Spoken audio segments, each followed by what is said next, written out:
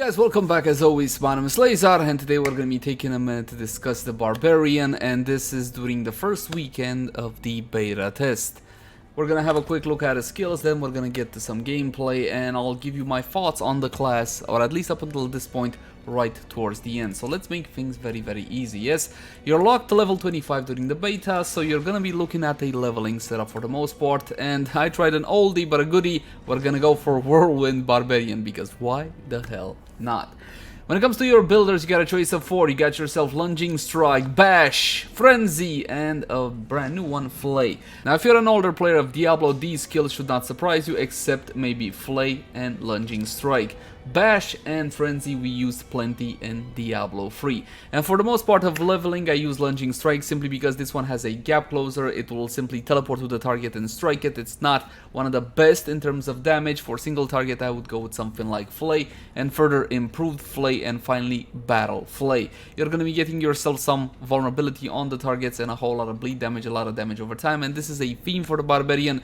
Still a theme for the Barbarian, the whole damage over time, the whole bleed effects, which to be honest are simply not satisfying in actual gameplay, but we'll talk more about satisfying gameplay just a tad later. At the next one, the core skills. Now these are your spenders. You have your Whirlwind, your Hammer of the Ancients, your Upheaval, and your Double Swing, plus your Rend. Rend essentially a frontal arc. It's going to be applying bleed effects to your targets. Again, bleed from a DPS perspective seems to be the most powerful. We're going to be going for good old-fashioned Whirlwind. You spin around, you deal AoE damage. Followed up closely by Enhanced Whirlwind, gain 1 Fury each time Whirlwind deals direct damage to an enemy, or free Fury against an elite. I'll make it very simple for you guys. Currently at level 25 because of the talents and everything without legendaries. Essentially, you need to hit at least 2 targets to consistently Whirlwind. When you're fighting an elite, it's still gonna be kinda good enough. And finally, Violent Whirlwind. After using Whirlwind for 2 seconds, Whirlwind deals 30% increased damage until it is cancelled. In terms of satisfying gameplay and for leveling, I would go with Upheaval. This one actually felt the most impactful, while Whirlwind feels a little bit floaty, disconnected, and not a whole lot of impactful, but again, more on that just a tad later.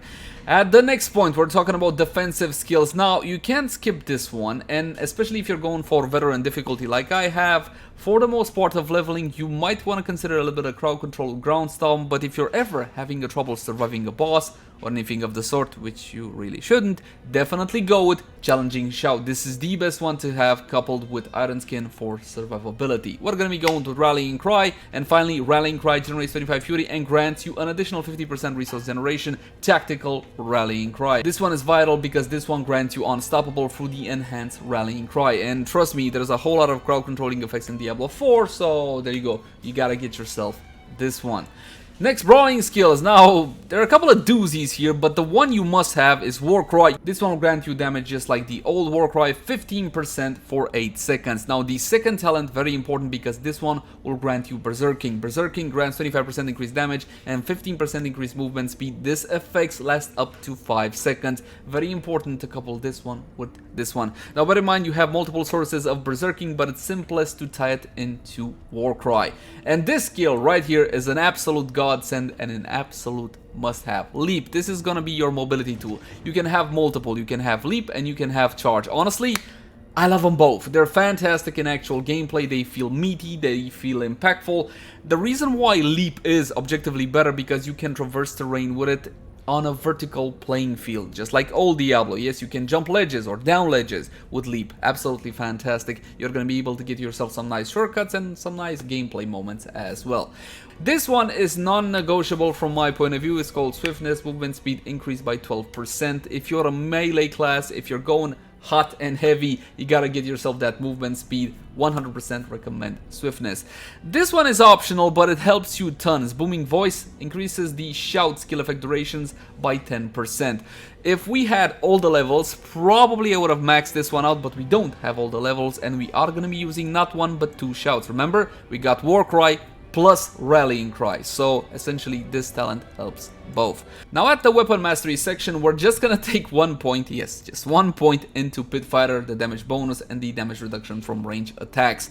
Now there's a lot of powerful skills here, but essentially you're gonna be whirlwinding most of the time, and when you're not whirlwinding, you're gonna be flaying your targets. This, however, is extremely powerful. Death Blow, and it's very easy to chain it from target to target if you get a kill, and it deals a tremendous amount of damage. Now you see mine has 1 out of 5, and I said we're gonna put 1 point into Pit Fighter.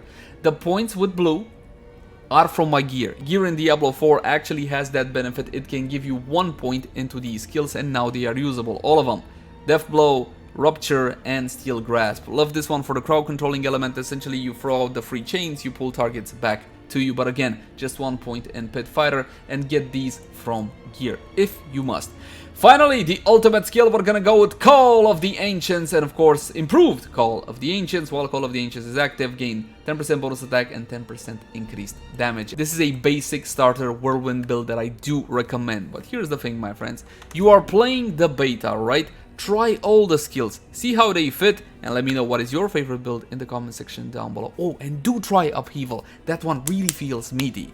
And speaking about feeling, that doesn't make sense. Not important. Dungeon gameplay, go. Now these are the Defiled Catacombs level 25, and we are on the veteran difficulty thing. I don't know where I'm supposed to show you the difficulty. It's here somewhere, but anyway, this is the veteran difficulty. This is what is available to us during the beta. It's gonna be available this weekend and the next, and hopefully the next one we're gonna be able to play the other classes as well. You jump in, you whirlwind, you kill stuff. I mean, rinse and repeat, and that is for the most part kind of it.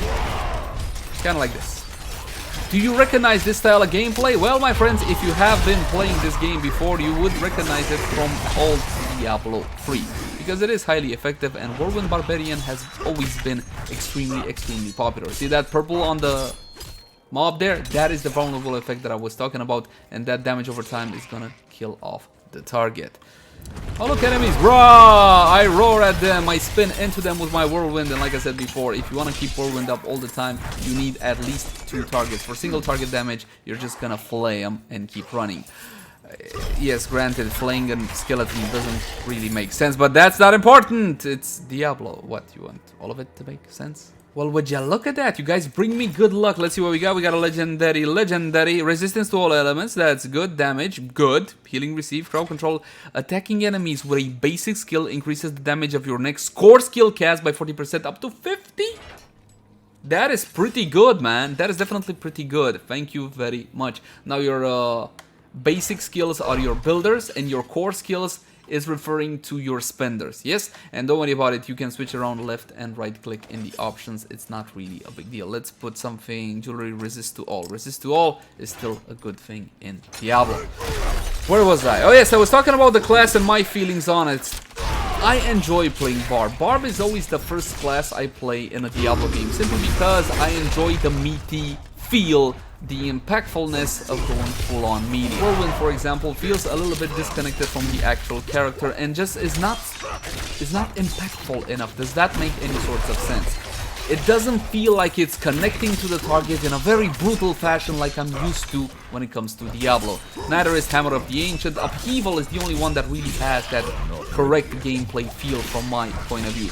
Now I'm pretty sure they're gonna leave things as is, considering the amount of polish I'm seeing in the game right now, and I haven't really been faced with a whole lot of bugs, so I doubt they're gonna do something about it, but it just feels floaty. Ooh!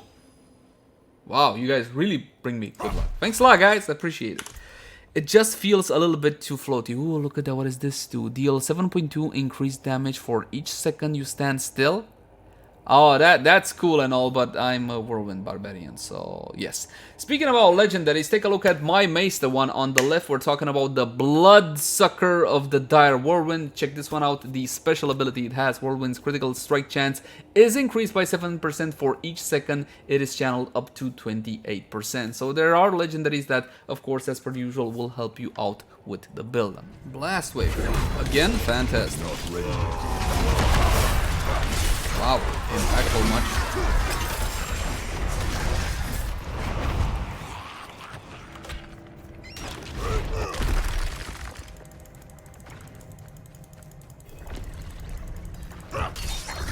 I believe this is the boss, and it's gonna be a single target fight. If it's gonna be a single target fight, you're better off spamming your builder. Look at that, a whole lot of damage, absolutely annihilated thanks to the shrine though, so do bear that one in mind. My friends, I think that is everything I wanted to say regarding the Barbarian. I had a whole lot of fun up until this point. If you want to know my thoughts on the game, I'm gonna do a roundup tomorrow if it's worth it. Should you pick it up? Should you not pick it up? What you can expect from it? We'll talk more on that on my review of the Diablo 4 beta. As always, my name has been Lazar. Thank you guys so much for watching. Like, favorite, share, and subscribe only if you enjoy the content. And I'll catch you guys in the next one. Bye!